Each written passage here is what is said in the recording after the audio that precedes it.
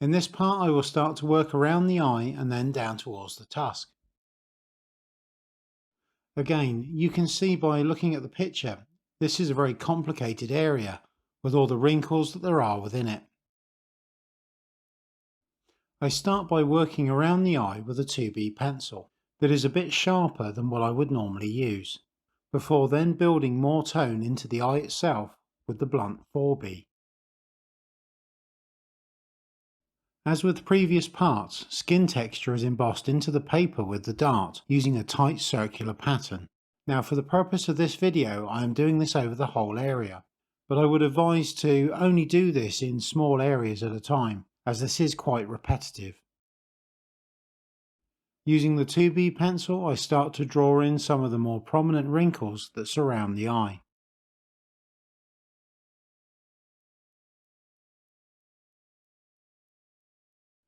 A sharp 4H pencil is then used to emboss the tone down into the paper. I then roll a fine point on the end of the putty eraser and lightly use this across the wrinkles. This will remove some of the excess tone and make them stand out more. Working out further into the surrounding area, more 2B is applied before then using the 4H to emboss more wrinkles in. The 4H can also be used to pull darker tone as it is worked through it. Again, as in a previous part, when putting wrinkles in, it is best to work over an area. So as I am doing here, I put one at the top, then at the bottom, and then fill in the gaps. And this will always get the wrinkles positioned correctly. The putty eraser is used to remove some of the excess tone from the middle of the wrinkles, creating a slightly finer line. As I said previously, the 2B pencil that I am using is sharper than I would normally use, as it is simply being used to apply tone for the wrinkles. The problem with sharpening a 2B pencil is that because of the softness of the pencil, the tip could break off. So it is a good idea, if you are going to sharpen one, to use it on a piece of scrap paper first, just in case this happens, or to dull the tip. On the other hand, the 4H will stay sharp for a long period of time, as it is much harder, and as such is ideal for either embossing darker tone into the paper or to just pull tone. The putty eraser will only remove tone from the surface when it is brushed across, whereas if it is pressed down, it will also remove tone from the embossing.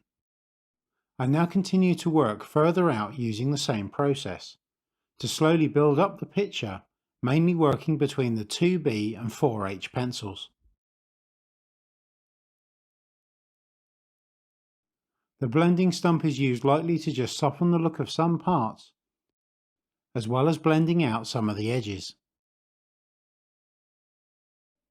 I can now use the 4B to apply some darker tone, the 4H for some fine wrinkles on the head, the blender to soften the look, and the putty eraser to make some of the wrinkles stand out. This is a very repetitive process, and I find it is always a good idea when working on something like this, where you are literally doing the same thing over and over again, to take plenty of short breaks. The other way to have a break is to simply work on another part of the picture which has less detail in it. You can see the picture slowly develops, but as such no individual part is fully finished at this point. For example, an area may appear to be finished, but as the area next to it is built up, it can change its appearance, particularly if it is very dark. So a lot of changes are generally made towards the very end of the picture. So you can see, I have built this area in, and I can now do the same for this side. Next time I will start to work on the ear. So thank you for watching, and I will see you in the next one.